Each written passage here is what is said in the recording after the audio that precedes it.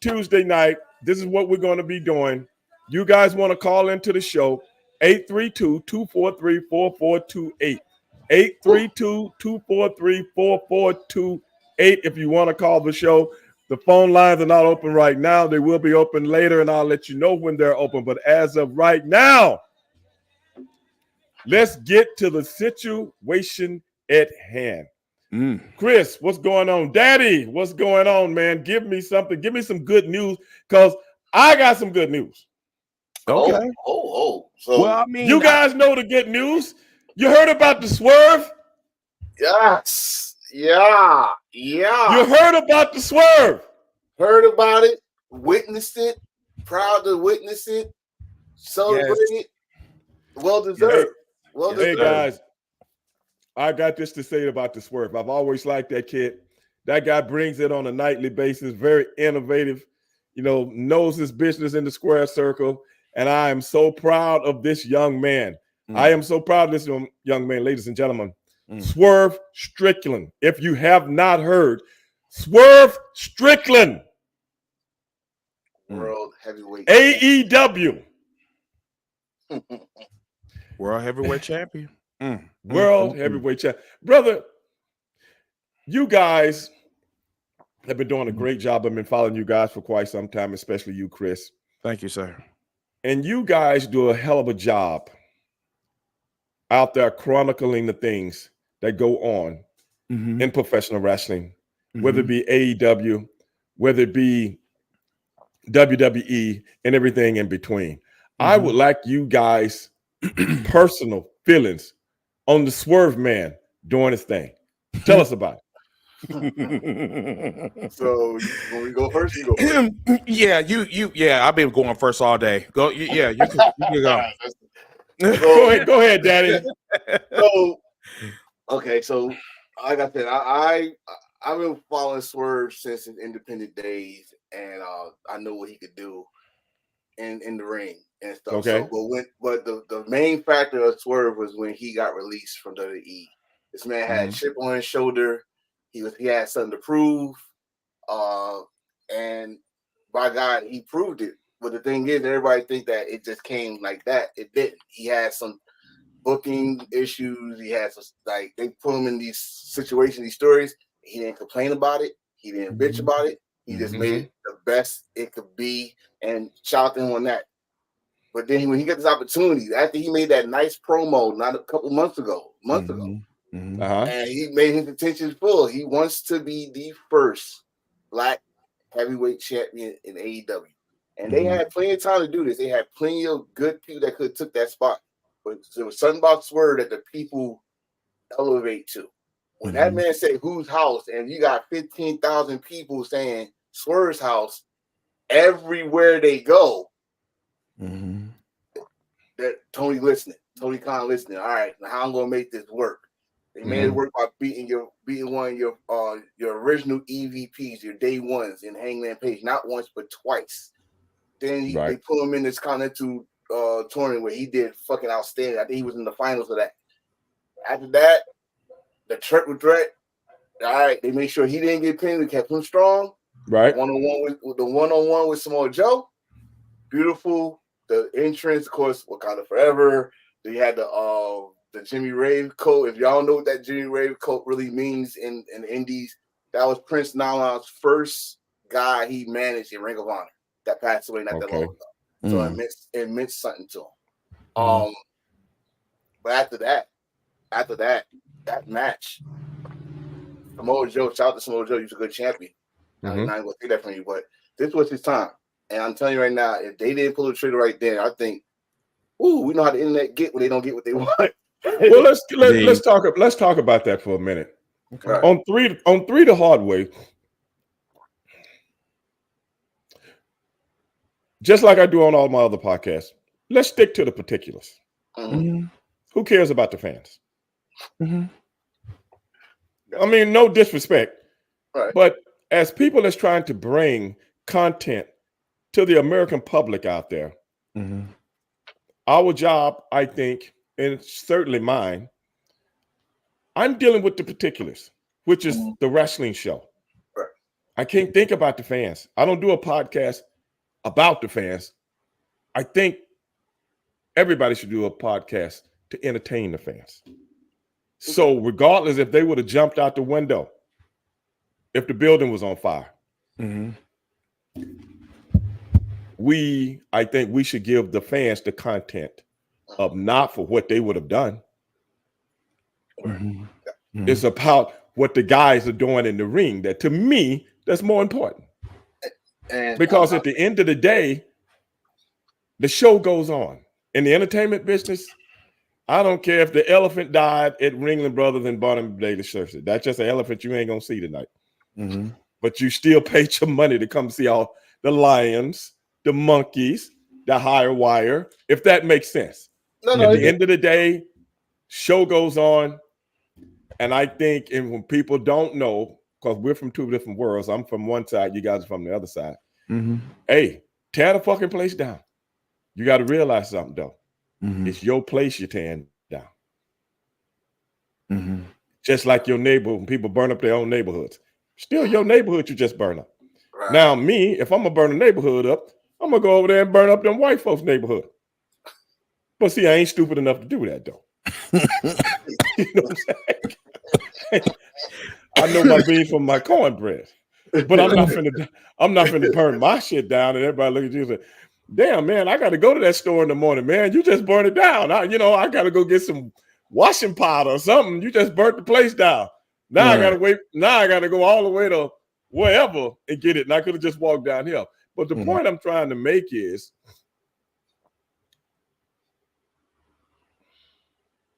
the particulars. That's more important to me. Should be more important to us as a unit. The particulars. Because 3 The Hard Way is about bringing the content to the people, not the people dictating the content that we do. If that makes sense. Yeah. It's a time and place. It's a time and place for everything, and timing has to be right when it comes to Strickland getting the title or Cody Rhodes getting the title. It's a time and place for everything, and it's never. Sometimes it can be a little early, sometimes it can be just a little late, but sometimes it can be right on time. And when it's right on time, sometimes you don't get it right in the wrestling business. Sometimes you get it right on time. Wait a minute, Kush just said something. We have to discuss gender quit. Man, I don't care about gender. What? That was the last person you should bring up on this podcast, sir. Wait a minute. Kush is my man 50 grand and all. And everybody knows Ginger's a very good friend of mine. Matter of fact, I'm the one that gave him that name, the modern day Maharaji, when he was working right down here. Yeah, he don't want to admit it. You don't want to admit it. So you gave him that name? Yeah. We learned something. You remember all our finishes? You remember Harlem Heat finishes? Harlem Hang Up, all that other stuff. Where do you think they came from? You? Yeah. Yes, me. So did you? That's what I do, dog. So did you have a hangover when you came up with that? I don't drink, Chris. I'm not like you. I don't drink. That's fire. No, ain't no shot fire. You're assuming that I'm, inebriated. You said drunk, that, sir. I didn't. Intoxicated. I didn't say that, sir. Tipsy. I don't know whatever word you want to use. But no, I don't. I know there was some yeets behind that. Whoa, what it was. Whoa. No, what we tried to what I came up with is anything that was dealing with our gimmick that people can relate to as it pertained to either New York or Heat. That's all. It wasn't hard for me, baby. That's how I roll. I help everybody with trying to think up ideas. That's how I roll. I got stuff running through my head 24/7. I get up thinking about stuff because if you're a proponent of watching, I'm the kind of person that can watch a movie, but I know what that movie is saying. so that I can retain that stuff. I mean, I didn't even realize I could do that until, I got in the wrestling game. And then people would ask me, hey, man, how you remember this? I'm like, I don't know how I remember it, but I would take certain things from movies. I would certain things from songs. I take certain things. Like it was a movie called The Towering Inferno about tall building burning. People got caught in the tall building burning up. So the Twin Towers. You see what I'm saying? So you just put that together and come up with a finish called The Towering Inferno. The Heat Seeker. All military got, Daddy, wasn't you in the military? Yes, sir. Yes, sir. What branch? Which branch? Navy. Oh, okay. I thought you knew about the. I know about the heat seeker missile and all that stuff. We had gunner's mates and Marines and so those missiles,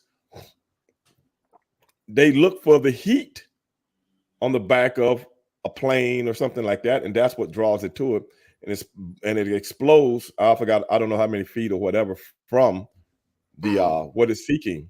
It's seeking. So that's where we got that from. That's where I got it from. The heat seeker, different things like that, and that's a part of pro wrestling. I don't know if I've ever talked about that. You haven't. I don't think you have. Not what's coming up with the names of your finishers. Right. But yeah, but no, brother, I wasn't drunk. I wasn't drunk. I was very, very, very, I don't believe you. In tune. But we're gonna keep that to ourselves. Yeah. Yeah. Anyway, man, Chris, give me your outlook on Swerve's winning the heavyweight championship, AEW. Man, I've been I've been talking about Swerve ever since he came to AEW. Like I've said this numerous times that that Swerve have a swagger about him that he does. I have to admit that he got a swag about him. I said, bro, just him walking into a room, I'm like, is he a champion or is he what is he? It's just like sometimes you got to bring that presence, you know what I'm saying, to the table and say, hey, listen, I'm gonna be champion regardless of what you think. Like, I know I'm the best in this company and I just need an opportunity. This man took the window of opportunity and made it to the point where he is our AEW World Heavyweight Champion. And I am so proud of Swerve. I want an interview with Swerve. I just really want to get into the recesses of his mind and say, listen, do you know what you accomplished? Like, you did something that is literally impossible to do as an African American male in this business. It's funny you say that. Hold on one second. It's funny you should say that because Cal Cutter just said he is the first AEW champion with African American roots. No disrespect. Well, Cal Cutter, you just disrespected me. Oh shit. Yeah, that's what you just did. Oh shit. Talking about African American roots. You looking at me? You don't think I got African American? What you think I got over here on a jet plane? What do you think my people got over here? I would say on a dinghy. I would have said a boat. I would have said a boat, but Whoa. You know what I'm saying? Whoa. He no disrespect. Well, Cal Cutter, let me give you some edification today. Okay? Let me give you some edification. Well, since it's Cal Cutter, I'm gonna let him off the hook. If it was Kush, now you be giving people passes. Well, Cal Cutter, he my go-to man when I need some info. So I don't want. Oh, so you give out free passes? I'm gonna let him slide tonight. I get him off camera. You know what I'm saying? I put him in line off camera. Okay. I'm gonna let him slide there. I don't want everybody getting on his ass while we're trying to do the show. So that's the first. Anyway, man. It is the first and the last. He gets one. He gets one. Wait a minute. Come to find out, this is the second one. Wait a minute. I think I'm just. You being too nice? He did something. I can't remember what it was. He did something. I let him off the hook. I told everybody to get off him. One night he did something else. But anyway, go ahead, Chris. I don't mean to break y'all. No, I'm just saying, he's the perfect the perfect image of a the first black heavyweight champion. Now the thing is that we were talking about like Keith Lee, we was talking about what's his name, enforcer Scorpio Sky. Scorpio Sky. It's just they didn't resonate with the fans. Like maybe Keith Lee did, but like yeah. I will tell you the one thing, the one person we actually said before Swerve was Ricky Starks.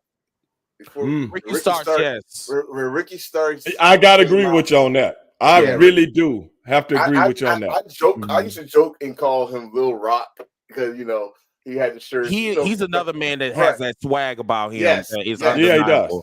And he's good with the mic. Like he is. It's not that many people that shut up MJF. And he shut MJF the fuck down on, like, MJF just won the title and he shut him down. And we was talking about that. Like, I think it's too early in this title shot. I think he's going to be the first black champion. Let's let it milk in. But I don't know what happened there. But like Chris said, something about Swerve, he presents himself as a champion. He came his first night there. The dude had he made a regular suit look cool, had tie loose a little bit. Yeah. And then he did his thing. His matches smooth. Right. Like the way he just walked through, he described this too. He learned that. Shout out to Shawn Michaels. He learned it from Michaels. Like, listen, when you walk in a room, you make sure you make the people look at you, but make sure that you looking at them back, make them feel like that they're part of the show. And you see how he walk out, he gets to the bottom of the ramp, he stops, and you just look like he's looking at the crowd. He's like, yeah, your champion's here, Right. So it's a well deserved, and before, like, we've been waiting for it, but we was patiently waiting for it. And we finally got the opportunity. We like, this is it. This is it. And we enjoy the moment because, again, we don't know what's going to happen tomorrow. We don't know what's going to happen in a couple of months. But right now, this is the moment, and we're going to enjoy it. So congratulations to Swerve. DTA says, Stevie Ray also, I didn't write Rocket 88. I was trying to give my man, I appreciate that, though. I was trying to give my man, Ike Turner, his due. Well, for slapping girls, I'm not going to let everybody take things away from it. Last week I was talking about some kind of way we got on rock and roll, and we was talking about people that started rock and roll, and I was informing the audience that people in the business say the first rock and roll song, legitimate rock and roll song, was made by Ike Turner, Rocket 88. I come up with things that people don't think about and don't know about. You know that. And that's what I was doing. So I played him the song, Rocket 88 by Ike Turner. A lot. And like I say, everybody has a outlook, opinion, whatever on Ike Turner from a goddamn movie. What's love got to do with it? Okay. And if you believe a movie without doing your research, well, I did all my research before that movie ever came out because I'm a music guy. Okay. And that's all. The only way you know him is Lawrence Fishburne playing him with one of his pants leg down in his boot and his hat turned sideways, and him and Tina Turner been fighting. Eat the cake, anime. Eat the cake. I mean, right. See now? See now? That movie. You see now? That movie got some good lines. You see that? I just say that movie got some good lines in it. And I know it do. Everybody think that's Ike Turner, but did you know this, Chris and Daddy? Ike had nothing to do with the influence of that movie. Never got his side. Never came to him to get any of the info. Did you know that? Yeah. I mean, it was done without his presence. If you're doing a movie about Harlem Heat, how you gonna do the movie without my input? Then it's not authentic, even though it's still Hollywooded up. You know what I'm saying? Still Hollywooded up. You might can get the stuff in the ring right, but you can't get the stuff out of the ring right, or even close. I mean, it's not like you could go on the WWE Network and get clips. I mean, but the thing is, even if you got clips, if you was doing a movie, you know what I'm saying, or biography or something like that, hey, it don't work. So those two people, one person does not exist without the other. You dig? Tina Turner does not exist without Ike Turner. Right. So how's she gonna tell the Ike Turner story? I agree. I think they was going to do one because he was upset about that. Because I know he was upset about it. Think about this woman. You don't even have to know. Just look at the movie. You know, it was one sided. It was. Yeah, it was right. one-sided. But So I'm saying, you know that. Okay, your knowledge of looking at movies might be up here. The majority of people is not. They're looking at it as face value. Yeah. That is why that man received so much backlash. Because the way they put it in the movie, he didn't do nothing but beat her up every day. Well, what about the man musicianship just to get to where they got to? Ike and Tina Turner was a review. It was something that people paid to see. It was exciting. And who put that whole thing together? Ike. But no, he don't get no credit. So I'm not trying to get on that today because we're talking about wrestling. But somebody was just saying that on the thing that Rock. And then I did this, Chris and Danny. I told everybody. I think Calcutta is the one that came up with it. I told everybody, do they know what a Rocket 88 is? Nobody know what no Rocket 88 is. That was before my time. I know it was before your time. But if you had to do a little research, you could find out. I'll Google it later. That is true. Don't Google nothing, man. That ain't what we don't Google nothing. I'm just saying Rocket 80. Rocket. You guys remember the Oldsmobile car? Of course. Okay. When they first came out, which was a GM product, their engines was called Rocket. Interesting. And one of their first engines that got popular was a Rocket 88. So in the song Rocket 88, that is what Ike is talking about. I'm riding in my Rocket 88. You remember the movie Dreamgirls? Yes. And you remember the guy that played Effie's brother? You remember he wrote a song called "Got Me a Cadillac, Cadillac, Cadillac." Don't think the white version. Don't think the white version. Yeah, the white version was the one that was on. Come on now, the white version was the one that was on. But okay. The rock and roll version was "Got Me a Cadillac, Cadillac," with the girl singing. Okay, that movie, what a lot of people don't know, Dreamgirls is actually based on a play from the 70s. They wrote that in the play because not of the Cadillac, of the Rocket 88.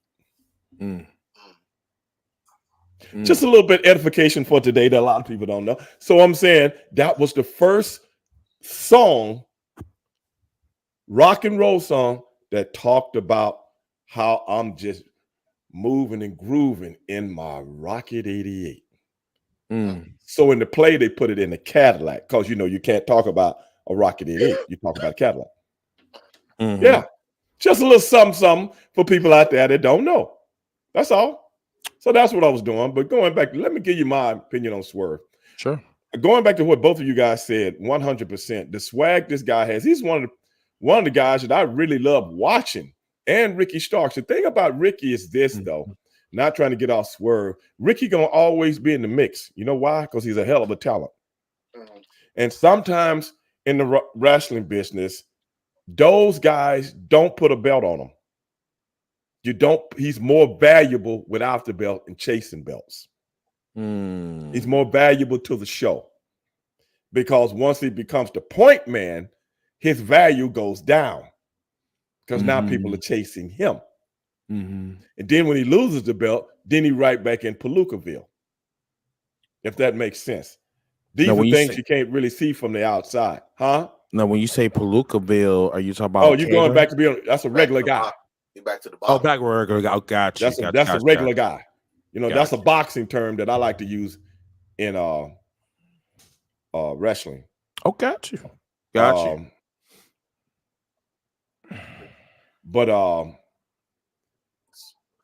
be that as it may, Calcutta said Swerve versus Ricky Starks in the future. Don't read nothing Calcutta saying.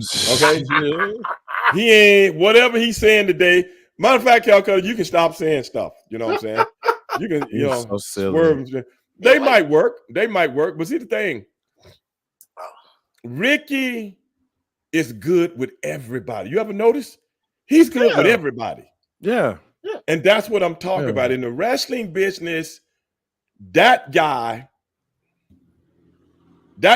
in with all intensive purposes, is more valuable to a company. You know why? You can always depend on him to make everybody look good. That's his job. Sound like You know a Dolph Ziggler. That's crazy. Yeah. That's what he does. Right. It's crazy that you said that. That's exactly what he does. He didn't need much, but he made a great match out of nowhere that came out of nowhere between him and Bryan Danielson. He made a good the mic battle between him and Adam Copeland. That was the most funny, entertaining mic battle. Right. Yeah, if that's his hand, and he's damn good at it. He's damn good at it. And now, I'm not saying he won't ever get the belt, but what people don't realize, and that's why I love doing the show with you guys and the audience, when things come up that nobody's really privy to, for that, you know, things that go on in the business that, you know, guys are not privy to. And that's why I like kind of explaining these kind of things, and you get a better outlook of what you're watching and why certain things are the way they are. So when you guys are talking about certain things on your other podcasts and stuff like that, you have a better perspective of why things happen the way they do. Those guys like that, you see, it's like, I'll give you an example. When they put the belts on me and my brother back in 94, I think it was. 94, I think. 5, I can't even remember now. But once they put the belts on us, they never could take them off us. They had to be, we always had to be around the belt. You know why? Because we had taken the belts to a level where nobody accepted the other guy being the champion.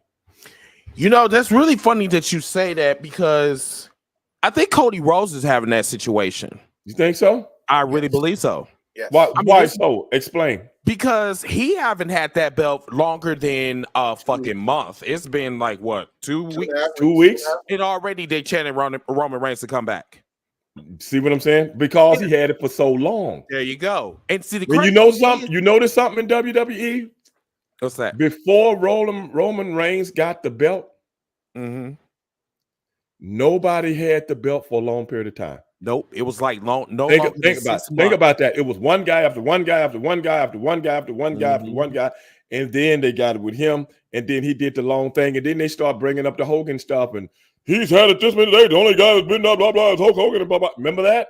Because fans will start looking at him as the guy.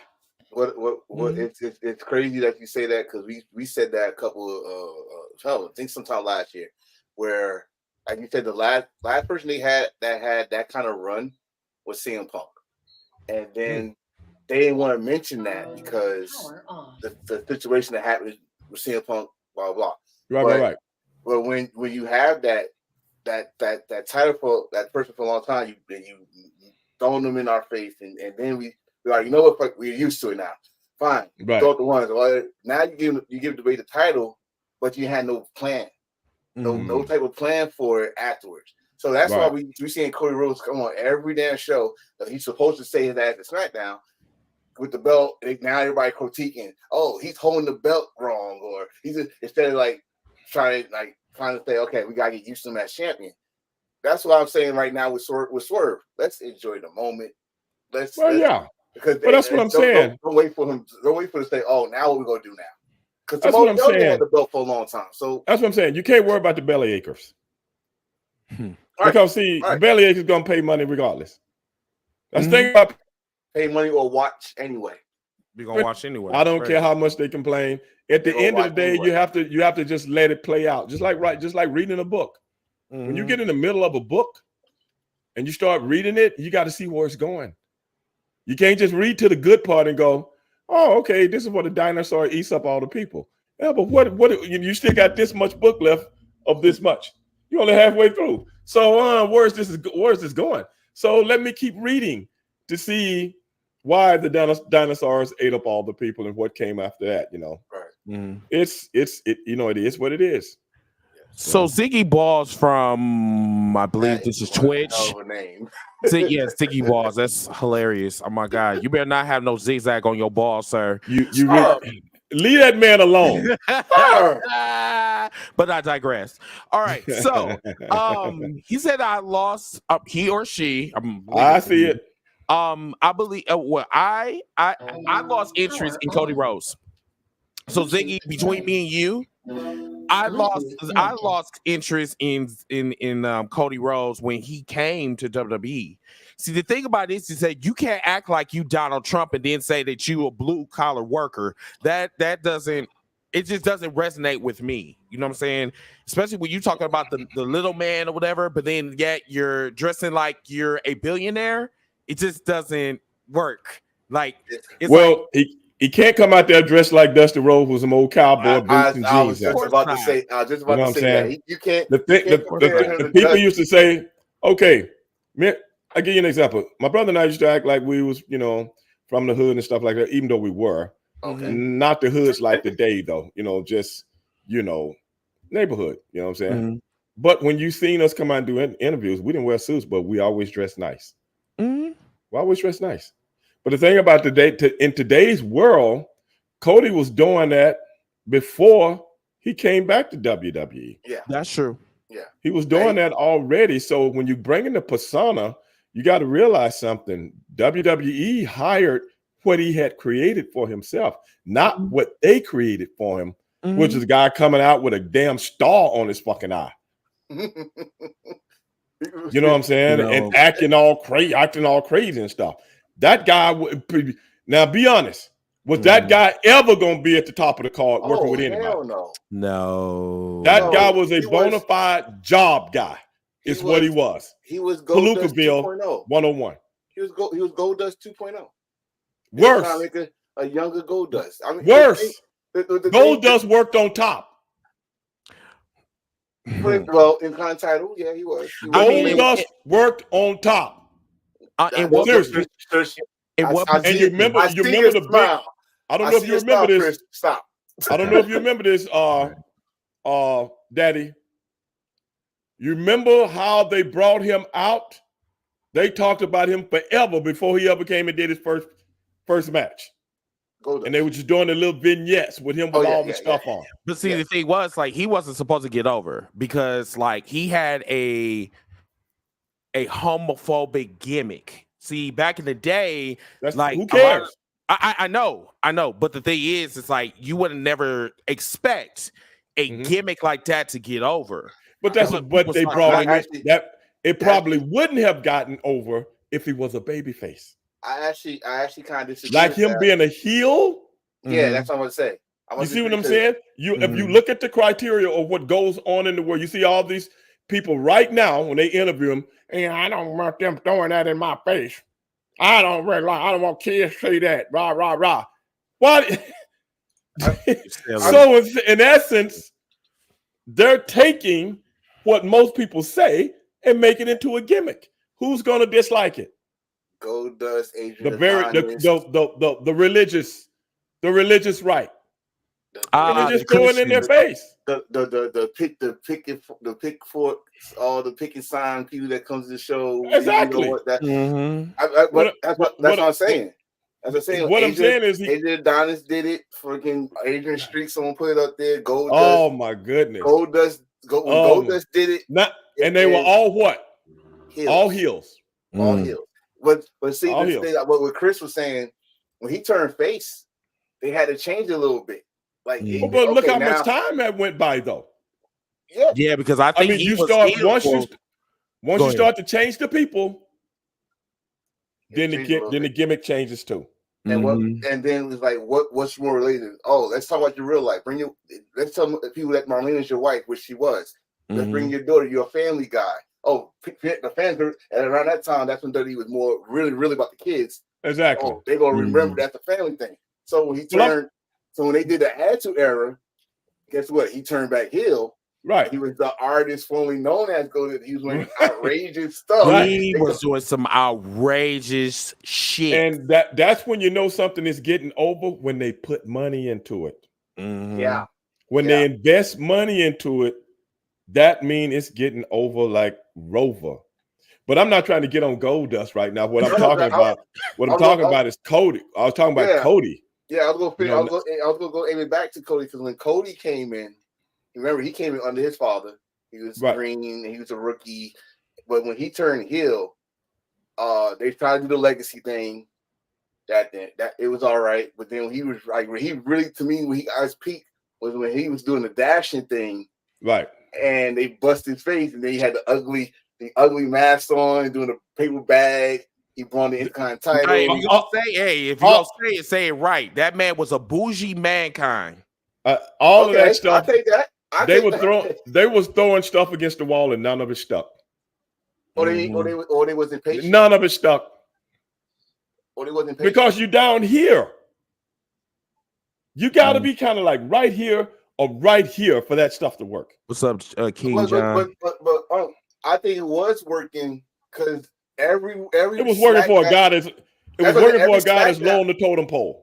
But every SmackDown, you saw more people with paper bags. That's not what they wanted. That's not getting a heel. That's not what gets over people in the audience. I mean, but that's not what gets over. Okay. What I'm saying is, it's where you're working on the card. Hell, they had Doink the Clown, people coming in clown suits. He never worked on top. Mm-hmm. It's certain gimmicks for the business that will never work on top. They're opening acts, just like a juggler. You ever been to the circus and seen a juggler? Been a while. Mm-hmm. I don't care when you were little, 10 years old.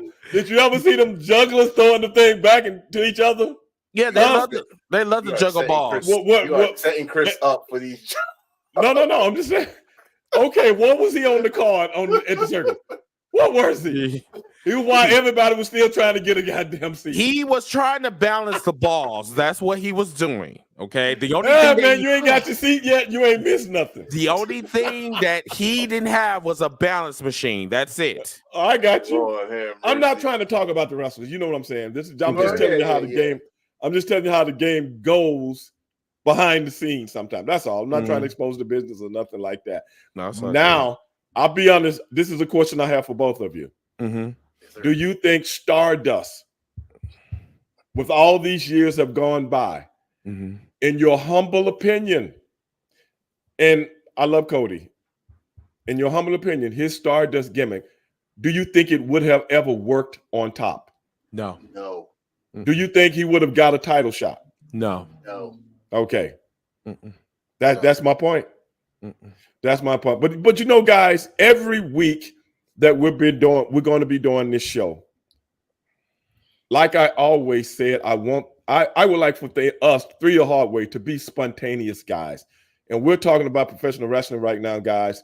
832-243-4428. 832-243-4428 if you want to call in and ask Chris Dilworth the question, ask Daddy Enforcer a question, ask myself a question. But we always got surprises on this show, ladies and gentlemen. There are always surprises. And that's why I like doing this show, man. And guess what? Sonny. You got a surprise. A surprise has just arisen. Mr. Sanook, what's your name? Yeah, my name is Wally Yamaguchi. Okay, Yali. It's the choppy. Is it Yali or Wally? Oh my God. Is it Wally like Leave It to Beaver? Remember my knockoff in WWE? Oh my God. Wally Yamaguchi, choppy. Choppy. Val Venus is choppy. Hold on one second, guys. Wow. Hold on one second. We got a phone call coming in. Hold on one second. Let's see who it is. Hold on, Daddy. Hold on. I'm not here. Straighten with Shooting with Stevie Ray. Holler at your boy. Who am I got? Hey, Mr. Stevie, this is Matthew. How's it going today? What's up, Matthew? You got a question for one of the guys? Yeah, so I want to check it. I don't know if you had talked yesterday or today about this already, about the Ryan Garcia and Devin Haney fight. I was just wondering your thoughts on it. Oh, I thought you had a wrestling question. no, I'm sorry. This is what I told my boss. I was going round and round all day the next day with Cruz Petragon, who's a NHRA drag racing champion, who's a very good friend of mine. He and his brother. And they're big Ryan Garcia fans because they're from LA also. Two Hispanic guys. And he had a problem with how Ryan was acting, this, that, and the other, before and after the fight.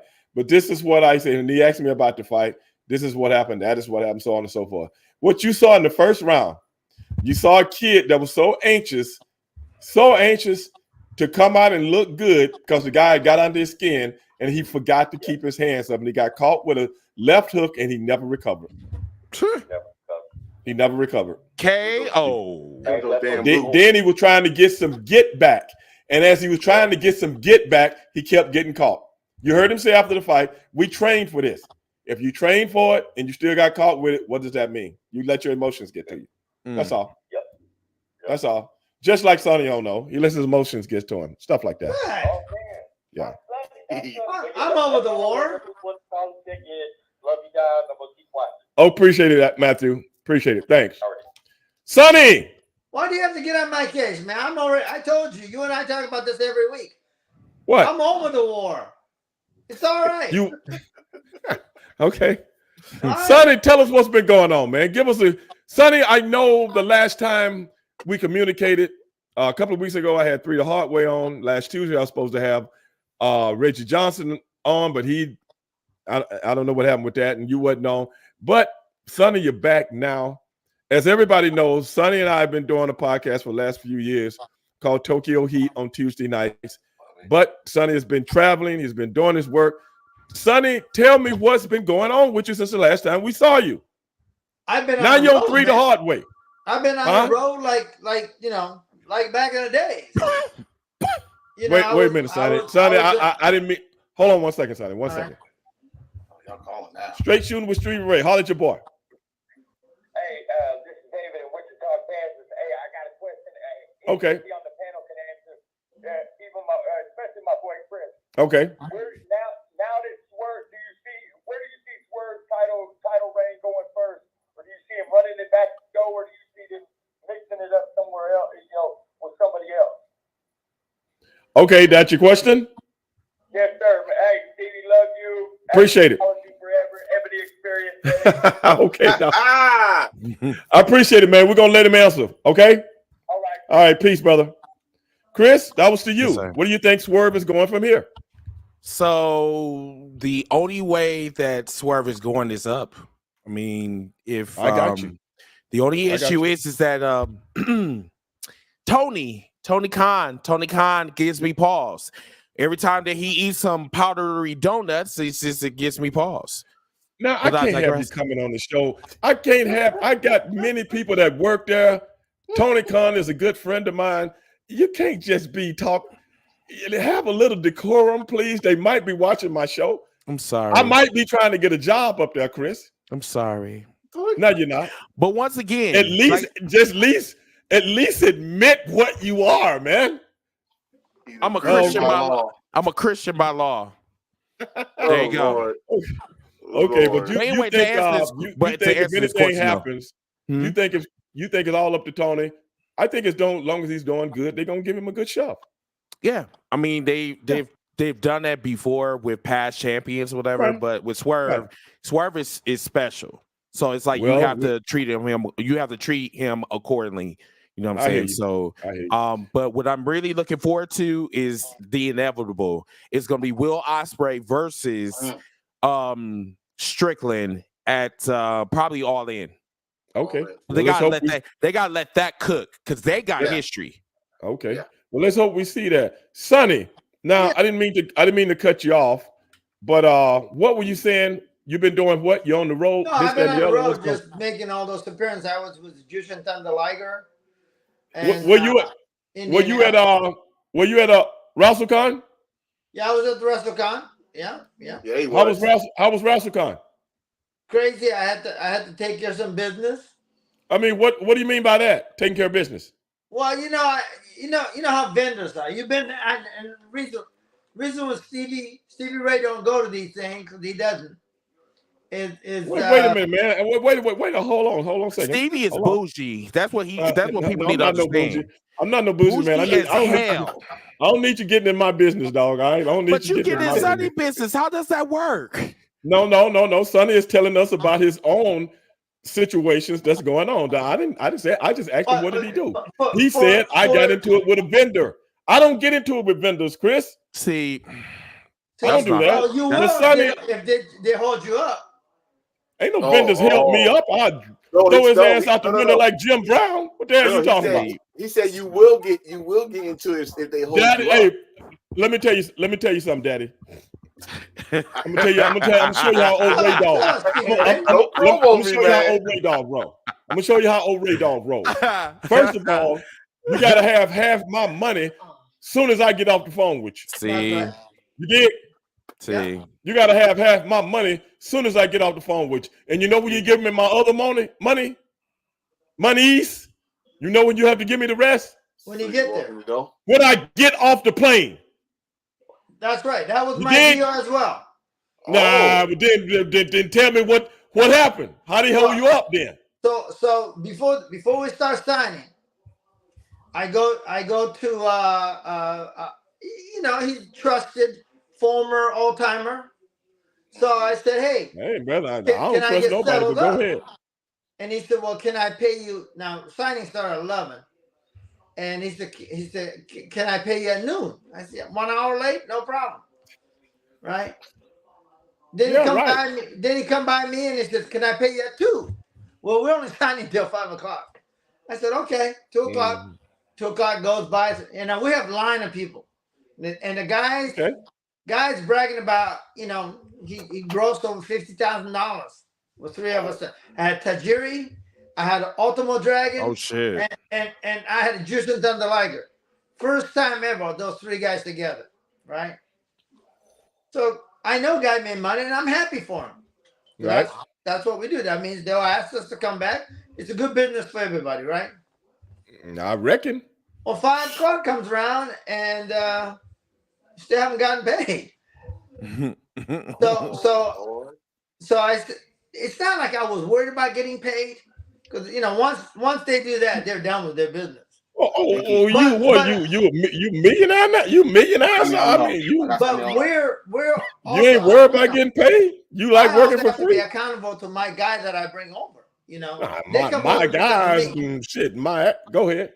So anyway, but this is what happened. So I said, so a guy calls me at 5:30 and said, hey, can you come back to the arena? I think I'm gonna get paid. Okay. So I get there, and a guy gives me a box of gimmick for Liger and Ultimo to sign. Not a lot of pieces, about 50 pieces. That's a lot. Well, I do that for vendor, because you know how they'll sell them after they sell them online. Your ethics are your ethics. So I said, okay, sure, I'll get them signed for you.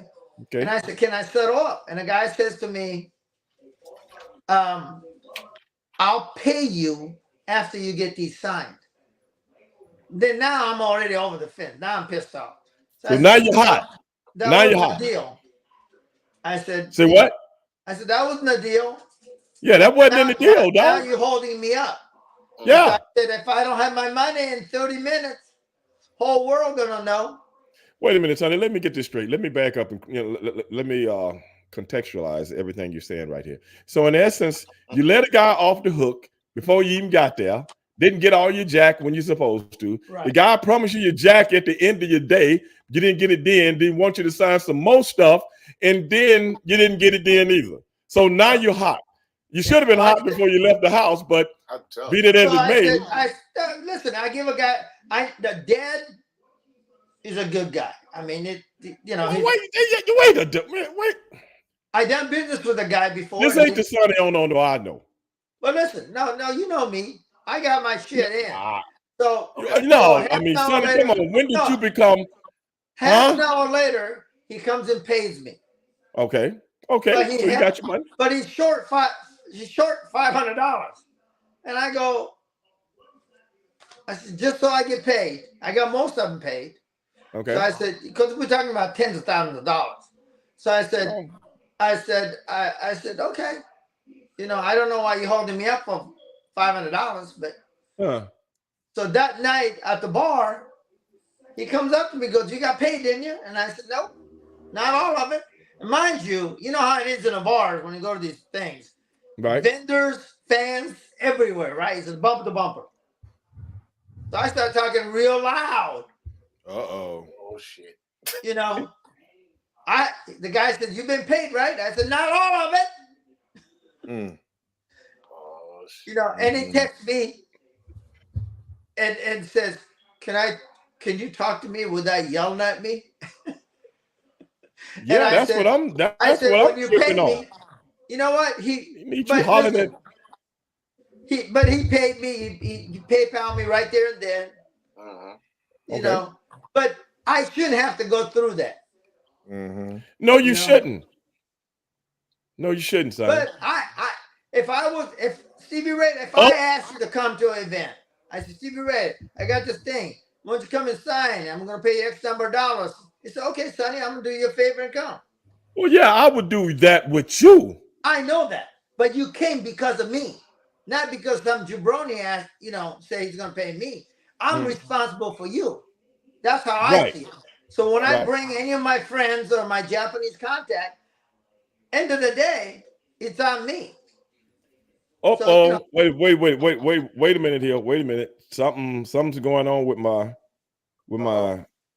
system here. It's somebody's asking for an invite. Hold on a second. Let me see what's going on here. Oh wow. Well, look who it is. Ladies and gentlemen, it is Ernest the Cat Miller that just joined us. Ernest, what's going on, karate champion. You got that right. Hey, first of all, Steve, I want to say congratulations on your new show and thanks for having me. Thank you. And then the next thing I want to say is, son, I don't know is telling a damn lie. Sonny, I don't know, is telling a damn lie. He always trying to maneuver his way in on something. And now let me stop. Let me take a deep breath because I'm a little hot. Wait. Cat, why don't you? Are you saying that Sonny didn't tell the story like it really went down? Man, I just got out of karate class. I'm hot. I know you did, man. I know. Excuse me. And I don't want. Be quiet, Sonny. First of all, I'm on here to talk. Black man can come out here just because there's more of you guys. That's right. Hey, there's more Asian in this world now. Don't forget. Steven, I told Sonny he'll just start talking that black, you know what, all the time in front of anybody out loud. I said, Sonny, somebody gonna hear you and they gonna kick your little ass for calling me black. And hold up. And I said, most likely it's gonna be a white girl. Because white women don't like to hear that they don't. They come from they don't. They gonna overlook that Sonny and I are really good friends, and he really didn't mean it. And I don't play that racist stuff. I don't talk about. I treat everybody the same. The Sonny can't help himself, man. But listen, I'm gonna tell you, they treated Sonny and all his friends like a bunch of Mexicans. I got about 8 of them cutting my grass. And I pay them as soon as they finish, I get them their money. You understand what I'm saying? It's a group of them. Only one of them can speak enough English to get You're so racist. I'm not racist. Who cut your grass? Yeah, the Japanese gardener or Mexican gardener? Those are the ones do the dirty job. We don't want to do it anymore. They get down to do it dirty, bro. What you talking about? You guys the original guy used to came to this country on a boat. They used to do the dirty work. So what? We don't do it no more. We leave it to you guys. You guys? Okay, all right, Steven. Let's go back to what Sonny was. Yeah, please, because I gotta edit all this shit. Man, listen, Sonny telling the truth. The kid did hold him up because the kid liked that control. He's a control freak. He bring the wrestlers in, and this is what I don't understand. Why do these guys look up to us enough to want to bring us in and work with us and respect us? Because we were their heroes at one time. Right. But then once they get you there, they want to treat you like trash. They want to treat you like they on the same level as you. You know, I don't understand that. That's why I don't go out on a lot of these things. Right. You know, but Sonny is not telling y'all about that weekend. I was there. He sat right next to me. Sonny. Okay. No. Ernest, I told that story I told was week before. Same kid. Oh yeah. Now, but this did you tell him about WrestleMania? No, I never got that far. You want them to you want to tell them? You want me No, to you can tell them the story. I didn't do nothing.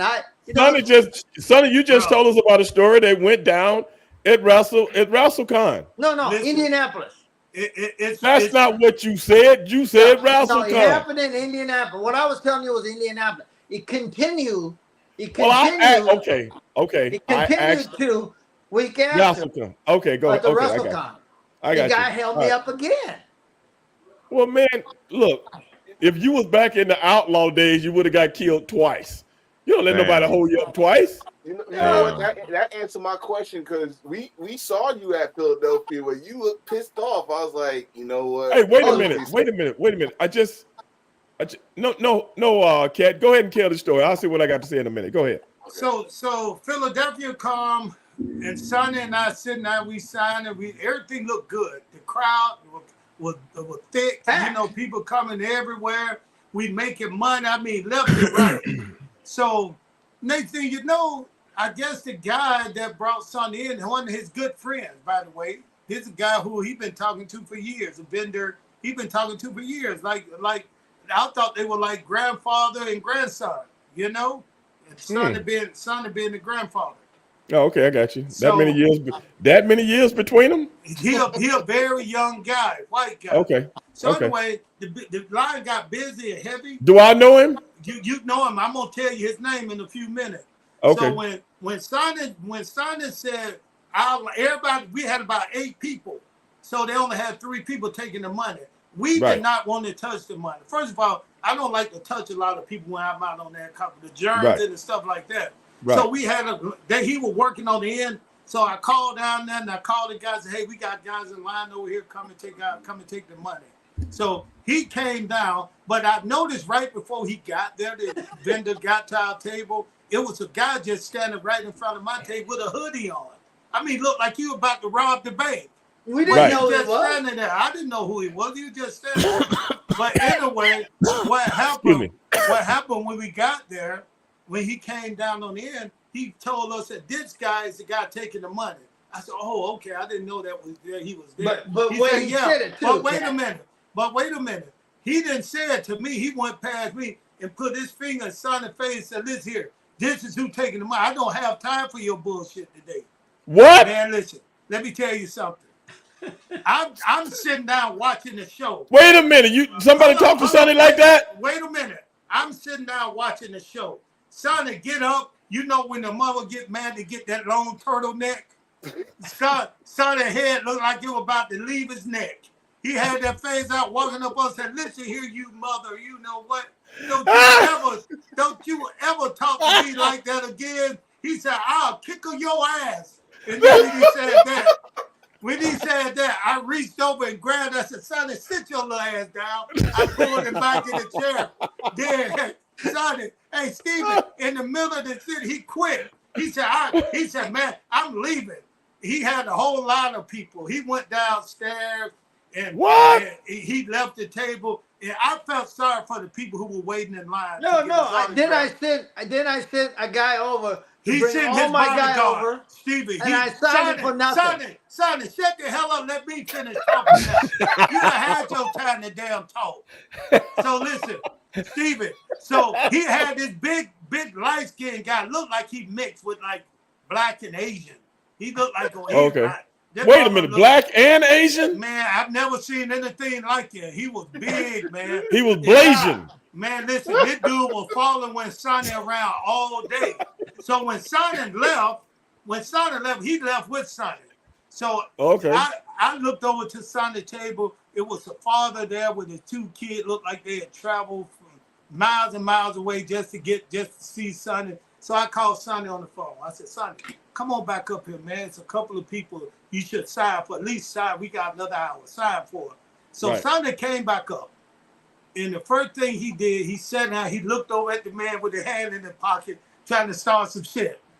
So I said, Sonny, cut it out, man. He was drinking the whitest drink I've ever seen. Wait a minute, he drinking while he's signing autographs? It's 11 a.m. in the morning. He drinking the whitest drink I ever seen in my whole life. He was drinking a Bloody Mary. That's that shit Johnny Carson used to drink on TV. You know, I said, I ain't never saw. Hey, Sonny, shut the hell up. Let me tell my story. So, Stephen, he drinking a damn Bloody Mary. Can you believe it? Asian, either Mexican, wherever he is, was drinking a fucking Bloody Mary. I ain't never saw a motherfucking Asian drink a Bloody Mary. So anyway, he was shaking the ice up. He kept shaking the ice up. I know he was about to do something, because you know when your glass get empty and you be trying to shake, he's shaking it up. And I said, Sonny, calm down, man. So anyway, we got through that moment. And then later on that day, the guy who he yelled, he apologized to Sonny. Him and Sonny made up. So this guy took the whole team out to eat, including Sonny bodyguard. So he took us out to this steakhouse. Yeah, he took us out to this steakhouse. And I mean, it was some kind. What kind of steakhouse was that? Brazilian steakhouse. It was one of those, I don't know, one of those places where they come and slice your steaks on your table. Yeah, man, he did all this and paid all this money just because the guy must spend like 10 grand. Yeah, just to make it up, to show that to Sonny that he's still friends with Sonny. So they made up, they kissed and made up. So like I always do, after that dinner, we get back to the hotel. I tell him, I see him going towards the bar. I say, hey, I'll see y'all guys in the morning. So I get a call in the middle of the night. Say, hey, man, you need to come down here and get Sonny. I said, why? Said, what time was it? Man, it was about 2 o'clock in the morning. And Sonny was still drinking.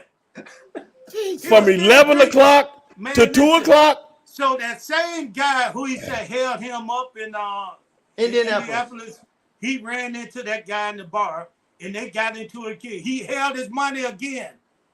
And this time, Sonny got in the kid's face. You know the kid, too.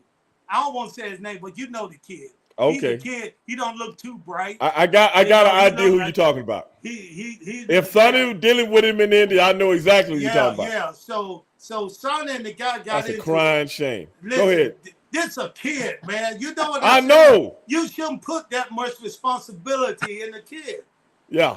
But Sonny, because I think Sonny jealous because the kid about 20 years old and taller than Sonny. So Sonny tried to start some business and muscle him around. So listen, Sonny came in there and Sonny tried to fight the kid. The kid stood up for him. I did not. The kid stood up. He said, Sonny, bring your ass down here. Bring your ass down here. He went to the front door. He said, bring your ass down here. We can settle this. So listen, Stephen. So the guy he got into it with earlier, the white guy who he cursed out. Now they done made up. They buddy. They done made up. He's getting a little white guy. They done made up something. They got into it. Yeah, they got into it, Sonny. So, Stephen, they came down here and they done made up. So the kid challenged Sonny. Sonny came down there and Sonny had his bodyguard with him, who is a big light-skinned Asian guy. He said black. He looked like Tong Po, big old Asian guy. And then him, and then N, the guy who Sonny made up, the little skinny white guy. Instead of Sonny going down there by themselves, and the kid challenged Sonny, said, come on down here. Sonny took the three of them down there, and the kid still tried to face off with Sonny. And Sonny bodyguard, Tong Po, pushed the kid, and the kid fell into the bushes. He pushed the kids into the bushes. And so, hold up. And the kid was so funny, he was so messed up, he shit in his pants. I kid you not. He was so afraid. So the kid got out the bushes, went to try to clean up, and stood there and called the cops. He called the cops, right? And guess what he told the cops? What? He said, I need some help here. I just been assaulted by 3 black guys. Sonny looked at me, he was like, that stupid mug, how you gonna say he been assaulted by 3 black guys? It was me, Ian, and another Asian guy. It was 3 guys, but I said, I guess he wanted to come there shooting. He didn't want me to come talking. Man, but listen here, Sonny, I've never seen Sonny like that in my life, man. He went back in the time. He was drinking, and then I ain't going to tell you what he told the lady who sponsored us. No, the lady who brought us in. I ain't going to tell because his wife, Judy, may be watching your show, Big Steven. And I don't want Sonny to get kicked out of the house. Right. But he asked to pay this lady to do some terrible things. I just got paid. He just got paid. That boy wanted to spend some of that money, Steven. He wanted to spend some of that money. So Mr. Miller. Yes, sir. Yes, sir. Can you clarify what these horrible things were? Man, this got to be a friendly show, right? I can't tell you, but maybe something. And he said it in front of everybody. And the girl, and the lady tried to be a trooper because she wanted to be one of the guys. So she took it in there. But when I walked up the hall, she was crying in the hallway. Sonny just disrespected the lady and told the lady real loud, hey, I'll pay you. He said, I'll pay you for something, you know. I was like, Sonny. Look at it. Hey, Sonny went crazy, Steven. Sonny. Anyway, Steven, WrestleMania was fun. It was beautiful, man. I were there. I went over to the. I'm glad I wasn't there. No, if you'd have been there, you could have got arrested. You could have been one of my I ain't going to jail for you. Steve ain't falling that for you, man. For no $500. I would have took his little ass outside and told him to sit down. This ain't what we do. Sonny already know how I roll when I'm out in public. Steven, you would have killed this little guy because this guy challenged Sonny and said, you bring your you know what I hear. I guess he looked at Sonny and said, hey, I'm taller than this guy. I can beat this grown man. I'm 20. Look at him. Look at him. I can beat him, man. What he ain't even real Japanese. He's Mexican.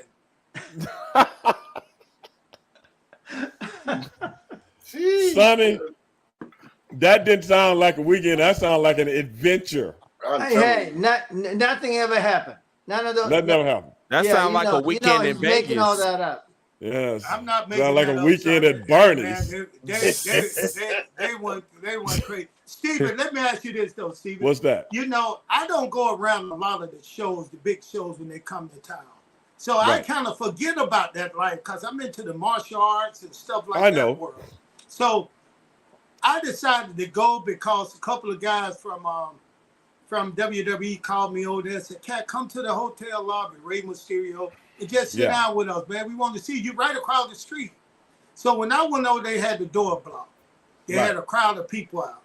So when I got there, they wouldn't let nobody come in the front. So I was looking at like, how can I get in the side door? To one of the guys, so the security saw me, said, "Oh, say, Cat, you come through this way." So I said, "Oh shit." He said, "Come on in here." So I went in the hotel and I got surrounded by people, man. All the young guys know who we are. It's like they study the history of what we used to be, man. And I didn't know this. I mean, guys were coming up to me. We were sitting out, and a few guys were with me who was not wrestlers, but they knew all the wrestlers. One being Sonny on No Bodyguard. So he knew everybody. The Blasian. Yeah, he knew everybody. I said, "Who is this guy?" He said, "Oh, that's Gary Cross or somebody." Uh-huh. Wow. And I was like, I never heard of him. Then he said, "Hey, stop him, Cat, so I can get a picture with him." So I reached out to shake his hand. I said, "Hey, how you doing?" He said, "Cat." He said, "Man," he started quoting all this stuff I used to say about locking the door, kicking people's ass. And he said to me, he said, "Cat, I met you like 10 years ago, man. And you sat down and watched the whole Thunder show with me and my family." And he was like, "Man," he just said, "It's nice to see you again." Took a picture with me. But that just goes to just show us, man, that people like us, like you, like Sonny, we need it in the business so these young guys can know the way. you know, because we know what it's like to get in, to go through it, and to get out. Right. You know, so we need to have you out at more shows, and I'm glad you got this. Hey, man, I don't need to be out there fighting nobody and the cops getting called and shit like that, bro. Okay, I don't need to be around. I don't need to be around none of that. Okay, well, I'm gonna tell a story about the big Stevie Ray. No, Stevie Ray, big Stevie you Ray, know I can cut. You know I can cut your ass off right now, right? I know you can. It's not bad, Stevie. Take it easy, man. Keep that trigger finger down. Just take it easy. So Stevie was my boy. Stevie was my boy. I live in Atlanta and he was in Houston. I get a call on the phone. And he was like, "Hey, Cat, I just want to call and let you know I'm in Houston." I was like, "Okay." Hung up. I was like, "Why in the hell did Stevie call me like that?" So I found out later that something had happened on the highway where some kids were messing around with Stevie and they blew something on his car from their car. Wasn't no drive-by thing, and they hit him with a paintball or something. Stevie had these hot rods, so he chased the two kids down. The kid parked the car, ran into Walmart, thinking they're gonna get away. Stevie get out the car with flip-flops on, chase him down, and catch him in Walmart, and bang one of them in the back of the head with the thing, and he went back to his house. And I knew why he called me, because he wanted me to be on call just in case the cops came to pick his black ass up. He wanted me to know I'm going to have to fly there and get bail money and get him out of jail. He didn't tell me this. Yeah. You chasing people with flip-flops on? Oh, we all have stories. This dude went in there with flip-flops. So Stevie D is Stevie. And you know he got a little gimmick leg. He don't go all the way down. Yeah. Wow. That right leg don't go all the way down. So you know he just stand on one toe. You know, and the other I didn't bring you on the show for you to tell no stories about me. Okay, I'm sorry, Stevie. No, you're not, bro. I'm done. I'm done with you. Steve, I'll see you on the Cat's Corner, and I'm gonna drop some salt on your ass, right? No, you ain't. Don't do it. I'm gonna see you on the Cat. No, get out of here, man. Get out of here.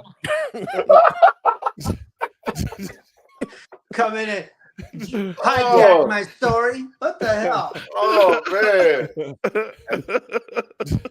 You know who I was with, Stevie, last week? Man, it's hilarious. Your buddy Perry Saturn. We talked about our adventure. Oh, really? In Canada at Runway Strip Club. The landing strip. Landing strip. Well, you have to save him. Get him off the stage. So there's many stories that we cannot tell. Oh my publicly. God! But sometimes, sometimes when we all get together somewhere at some convention or something, sitting at the bar, we can tell you all these stories that make you nothing being recorded. Yeah. Cal Cutter say, the Perry. If you Ray dead, you'll make you hair white. You know what I mean? Wow. Cal Cutter just said, did Perry get off the stage? You got him off the stage. Oh, we would all got arrested. Perry thought Perry Saturn at one point thought he was a stripper. Oh Lord! He wanted to dance with the girls. Oh, yeah, he wanted to dance with the girl. Oh my God, Sonny!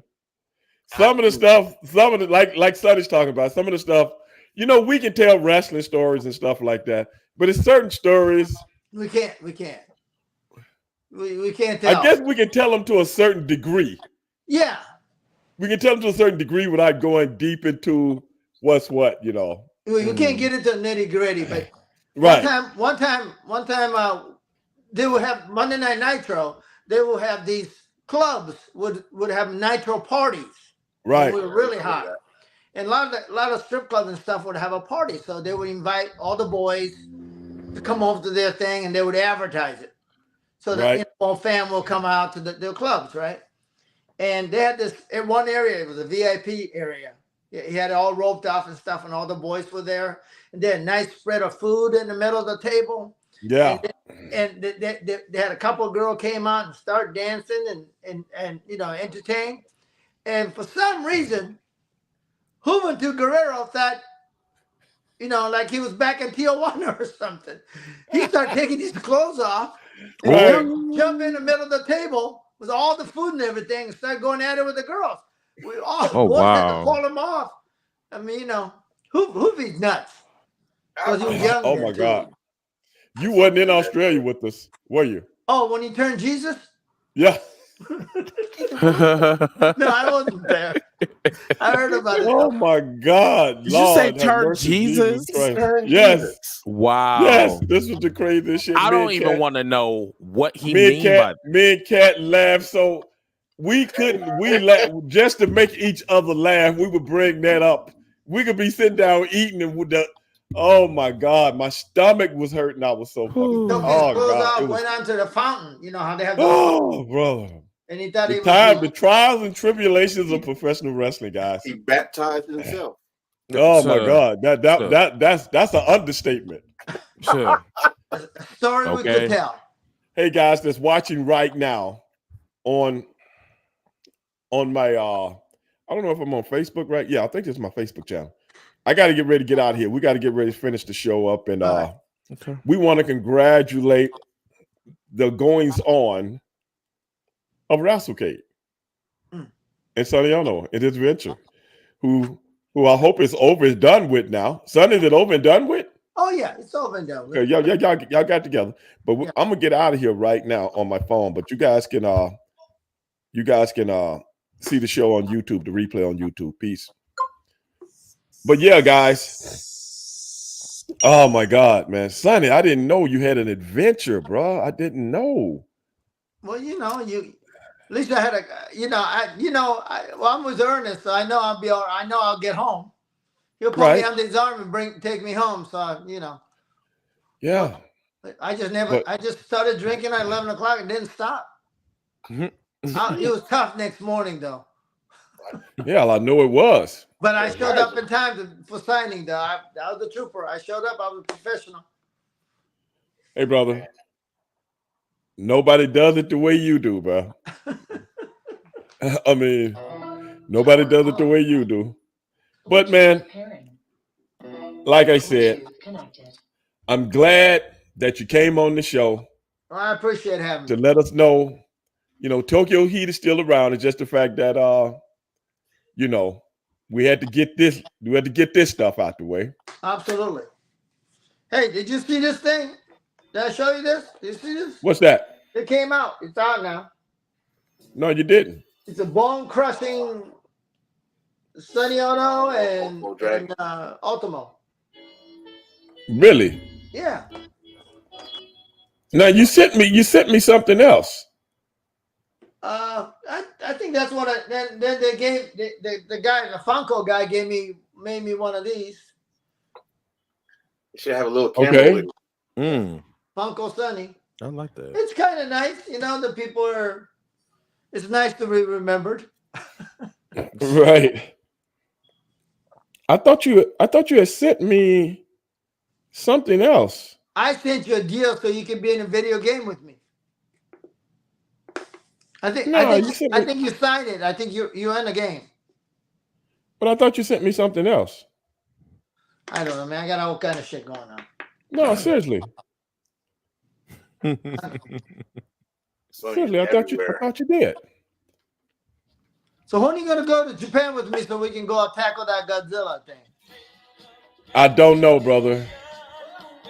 But like I said, man,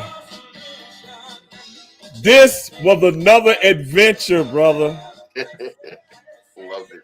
Another adventure. Like I said, we never know who's going to show up on the show. We knew Sonny. Well, I knew Sonny was showing up, but Ernest Miller showing up the way he did. It is what it is, man.